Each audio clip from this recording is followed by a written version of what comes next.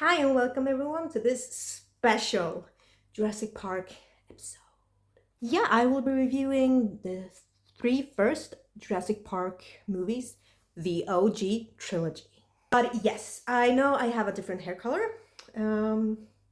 I just got the feeling. I was like, why not? I saw it on the box. I was like, that looks really cool. Let me try it. And I know I should, yeah. I just had a high ponytail, and now this back is like, so I know I look one of those troll dolls. Exactly. But I don't know. I do miss my red hair, and I will 100% go back to my red hair. And I do think that I like my red hair just a tiny bit better. But it's always fun to try something nice, and I will probably keep this for like maybe a month or two as it washes out. And yeah. But yeah, and also, oh, my butler is totally ready for St. Patrick's Day, as you can see. He's all done with love now, in the trash, and now he's ready for St. Patrick's Day. But yeah, let's move on to talking about the things we're here to talk about, like Jurassic Park. Why do I want to review the Jurassic Park OG trilogy? It's because I just recently started reading the book. Yeah, the first book actually. I made a promise to myself this year that I was going to read more books. As a teenager, I used to read books all the time. I like books in English. No, I'm from Sweden. And when I was like 11, 12, Stephen King's, It, and, thick books in English. And I read all the time. I was just reading and reading and reading. And now, when I'm an adult, like the last couple of years, I've maybe read like one book a year. Maybe two, if it was a good year. Like 2 books a year, that's, nothing. I made a promise to myself, I am going to read more books this year, and I am on my second book this year. Second book already, and it's only February, so, off to a good start. So yeah, here it is. Jurassic Park by Michael Crichton. Yeah, so I'm super happy with it so far. I haven't finished it, but I'm more than halfway through. And when I was reading this, I was like, I just got this feeling. I want to rewatch the OG trilogy. So I did. And I'm like, I really want to talk about them on my YouTube channel. So I am. Productive. So let's get down to some technical stuff. Jurassic Park. It's the movie. It's from 1993. It's directed by Steven Spielberg. It features a lot of famous people. Sam Neill, Laura Dern, Samuel L. Jackson, Richard Attenborough, among a lot of people. Okay, so Jurassic Park. We have John Hammond, who is the creator of this Jurassic Park. It's a park where they have developed and created dinosaurs. Yeah, from extracting dinosaur DNA from mosquitoes that used to bite the dinosaurs and then got stuck in a gooey substance and being covered in amber, and then they dig that up, they get the mosquito, extract the dinosaur DNA from its blood, and then they have created dinosaurs using that. And they also have to fill in some of the DNA sequences with other DNA, and then they have dinosaurs. So the plan is to open up this Jurassic Park with dinosaurs that will have people watching the dinosaurs, doing some fun things, and it will be a really special park for everyone. John Hammond knows about Alan Grant, who is a, let me check this word, paleontologist. Okay, that one really well. And we have his girlfriend, I think they're together, played by Laura Dern. She's playing Ellie Sattler, and she is also a paleontologist, but also, what was it? Oh, I can't remember now, botanist, something like that, I'm so sorry, but yeah. So John Hammond, he wants the opinions and expertise of these people, so he invites them for a weekend on his island, along with a mathematician called Ian Malcolm, played by Jeff Goldblum, and a lawyer, I think, named Gennaro, and they all go down to his island for a visit. He wants their opinion, and then we also meet some people who work there, like Arnold, played by Samuel L. Jackson. We have Dennis Nedry, who runs the computer system. He's created it. And I think Dr. Wu, who's in charge of creating these dinosaurs and overseeing that. And we also have the grandkids of John Hammond, Lex and Tim. Yeah, so they are also staying there. And then when everyone is there, they're getting ready to hop into the Jeeps, getting a drive-through of the park, and things don't really work out. The systems fail, and the electric fences, they shut off, and the dinosaurs roam free. That was a really long description of Jurassic Park, but yeah, I just wanted to. So yeah, it was also fun to kind of compare how the book is comparing to the film, and the book is so far half of the book is really, yeah, the movie basically took almost everything from the film. They kept some of it for the second film, which we will go through also. But yeah, I saw the film before reading the book. So when I'm reading the book, I have all of these images, and I know what the people in the film looks like. So it's, I can't imagine anyone else, being these characters, basically. But yeah, in the film, I mean, we of course have the iconic music. You hear that, okay. Yeah, I suck at doing that, but yeah, that theme song is really recognizable. It just gives me a kind of a cozy feeling. Also, when I was a young kid, I used to watch Jurassic Park with my dad. I used to sit in his lap. He would lean back. I would lean back, and I was really small. So we have a picture of it. I had my favorite blanket on then, and we would just watch it together. And when the toilet scene used to come up, we both used to laugh so much. Good times. But yeah, I mean, just as soon as I started watching the movie, it's a really cozy feeling. And it is quite intense from the beginning. I mean, it's not, a horror film or anything, but it's quite intense. We have the accent with the Velociraptor, and we just have this foreboding feeling that something obviously is going to go wrong with these dinosaurs. I don't think anyone watching the film thought that everything would be fine. So yeah, but I mean, it is fun when they walk through all of the dinosaur species they have created. They are so well made, and it's so much fun to look at. It's more fun to look at those than the dinosaurs in the later movies that have come out now with the CGI today. I don't know, something about the OG trilogy, just, the effects in there are much more cozy and, I don't know, believable. But yeah, I know that they tug at me differently. Yeah, definitely. I am more invested in those dinosaurs and in those practical or digital, or a mix of those. I don't really know exactly how they made those. I didn't really read upon that, but I think it looks really good. Looks really cozy and very believable, in my opinion. I also like that program that they made to explain how they extract the dinosaur DNA from the mosquito. I thought it was a really clever, and it is actually how it's written in the book. So it was really fun rewatching that, because I had forgotten a lot of things, including that, but that was a fun detail.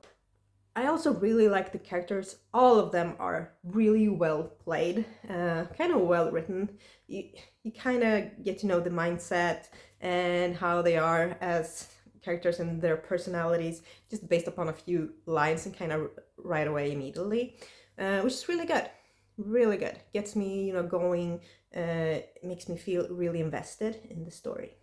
And when I was a kid, I loved dinosaurs. I was a dinosaur freak. I was a fanatic. So this movie makes me even more happy. And I was always fascinated with, like, the Velociraptor, T-Rex, of course. But rewatching this one, I kind of have a new favorite. The Dilophosaurus. Yeah, the one that spits. Yeah, that's a good one. That was one scene that I really remembered from the film. I'm like, the toilet scene, and then we have, the spitting scene, which was really, really cool. But that scene kind of differs from the book, actually.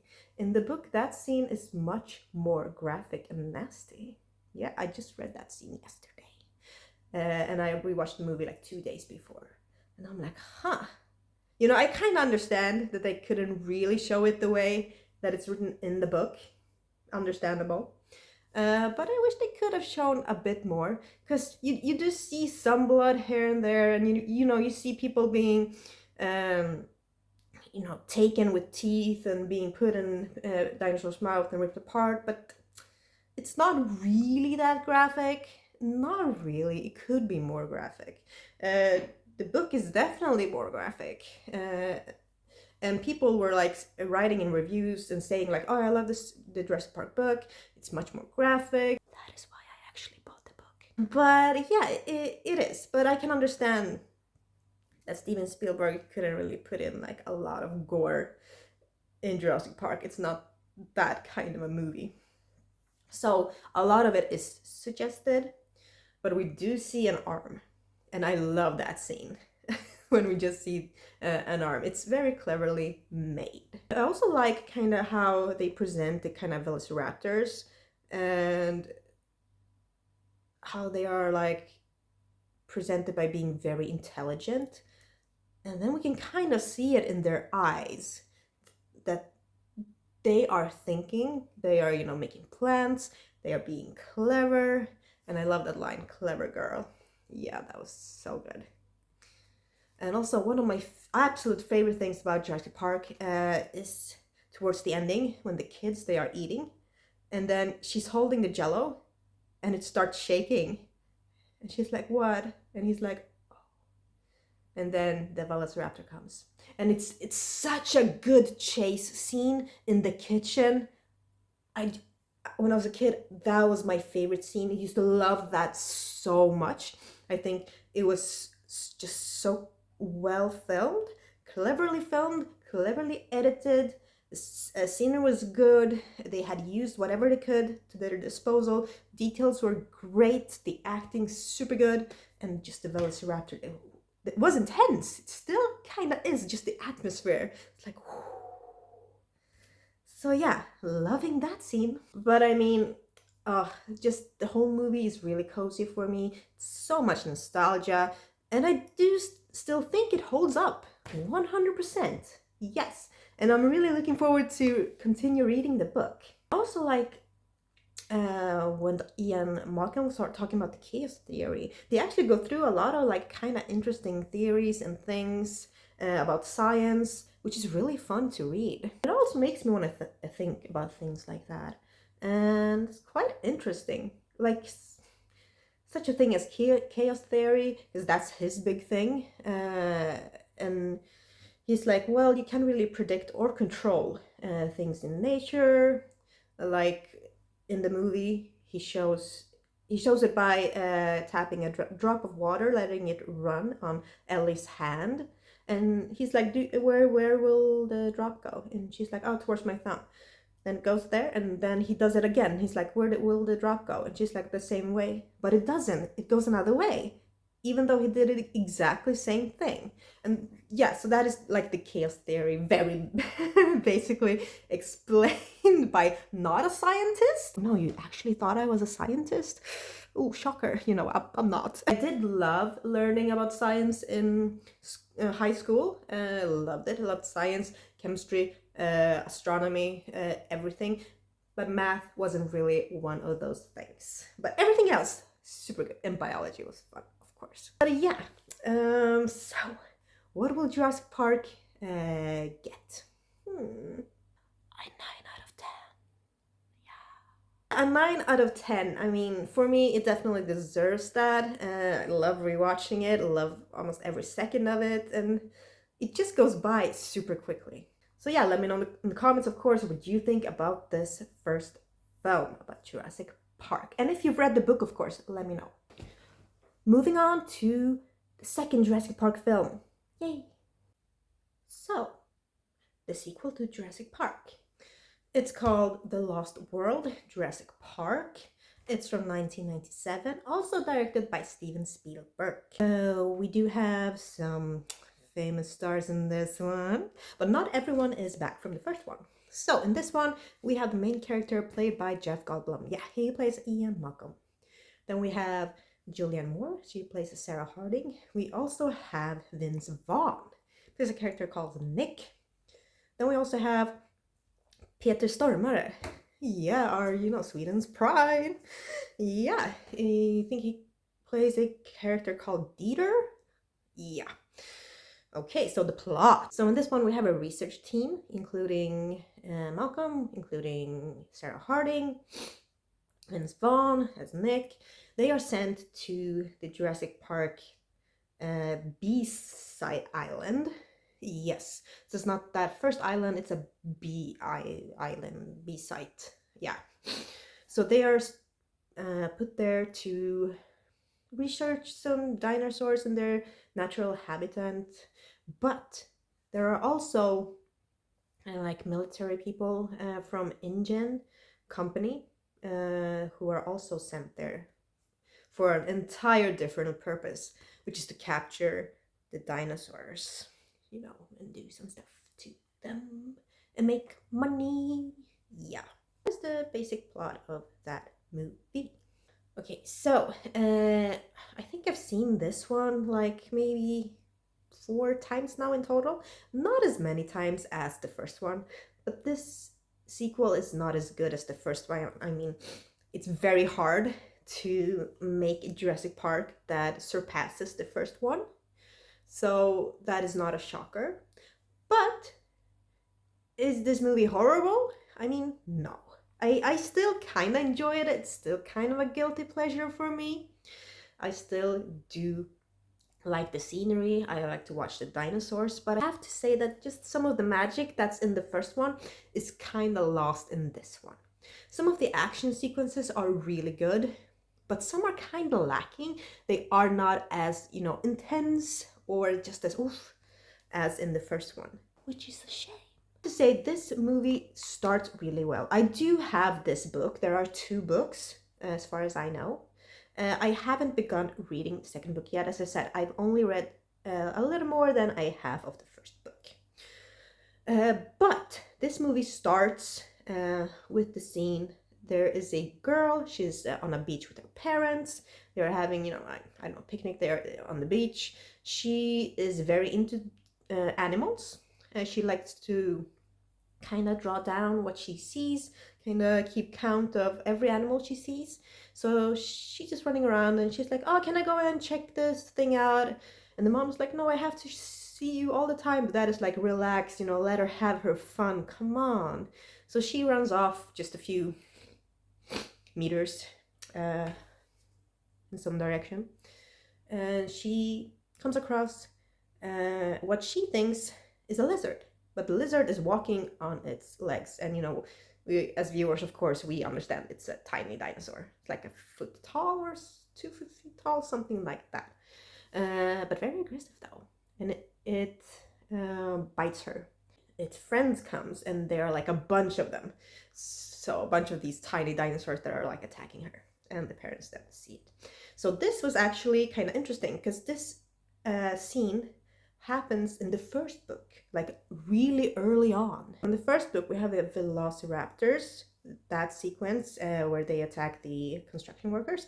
And then we have this scene with the girl on the beach. I think in the book, it was so well done. And it was actually one of my favorite scenes to read. And I have to say, I think that this is a strong opening to the sequel. So it's very smart that they kind of kept this scene for the sequel. Yeah. And then we're introduced to the various characters, and as we can see, Sam Neill and Laura Dern are not in this movie. So we have Jeff Goldblum going around, And we're introduced to his daughter, yes, who happens to join him, uh, unbeknownst to him, on his journey. He finds that out later. Yeah, I mean, Jeff Goldblum, he does still have a few humorous lines. His character is always fun to watch. He definitely can carry this film. But I do wish had gotten to see more, of Alan Grant and Elise Sattler, of course. But Ian Malcolm, he definitely works. He carries this film.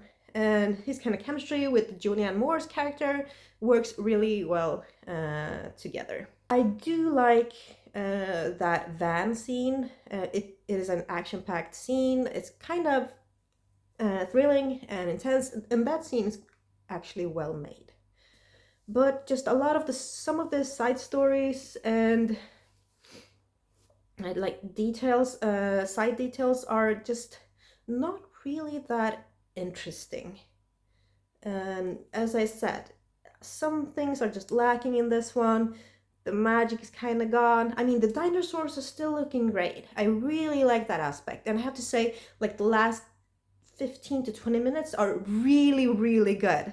Yeah, we have T-Rex on the run, and that was fun to watch. And I have to say that it was really good to kind of end that movie with a T-Rex. And it was fun to watch Peter Stormare's character, because some of the kind of military folk from InGen, they didn't have the best intentions there, and they got to meet some of the dinosaurs up close, like real up close. And some of those scenes were like fun watching. I did really like the kind of cornfield scene. Like, a lot of movies that have very interesting cornfield scenes, love watching them, especially in horror movies. But it also works in this one. I love that cornfield scene. We see people running for their lives, and then suddenly, boop, they kind of disappear and they make a sound, boop. And, the dinosaurs taking them. It is kind of exciting because you don't really know, and then suddenly someone goes, boop. And it's just such an, fun, intense scene to watch. You're like, ooh, where's the dinosaur gonna get ya? Where is he? But yeah, I do enjoy some of the scenes in this one a lot. And then I just find that some other scenes are kinda lacking. So what will this sequel get? This one will get a 6 out of 10. Yeah. 6 out of 10, I mean, it's still good. Good grade for a sequel. But the real question is, how do I feel about the third one? Well, we'll find out right now, actually, because we're moving on to that review. So, moving on to Jurassic Park 3. Okay, everyone, so now we're moving on to Jurassic Park 3. And yeah, it's a bit darker in here now. I've changed my hairstyle. And yes, I filmed this one much later in the day. Yeah, I just got home from playing Magic the Gathering at Alpha. So, yeah. But anyway, Part 3 is from 2001 and not directed by Steven Spielberg. Directed by Joe Johnston. And it features some returning stars like Sam Neill, Laura Dern, and then we have a few new ones like William H. Macy and Tia Leone. So in this one, I said that Sam Neill is back, Alan Grant is back, and that was fun to see. And he has sworn to never set his foot on an island with dinosaurs again, because there still is an island, the Site B. So that island is called Isla Sorna. There's this couple, played by William and Tia, and they kind of persuade him to follow them along with them to this island. Yeah, because they're like, we are celebrating our anniversary, and we love doing all these adrenaline-filled things together, and we want to go to that island. Like, but we need your expertise. You need to show us everything. We will feel safe with you. And he's like, yeah, nah. But then they do convince him to follow them along. So he does. And once they're there, something happens to the plane and they are now stuck on that island. But the couple, they do have ulterior motives. Yes. Okay, so that is the basic plot of Jurassic Park 3. And as I said, I was happy to see that Sam Neill was back in this one. Uh, and as I said, Laura Dern is also in this one, but they aren't together anymore. Yeah.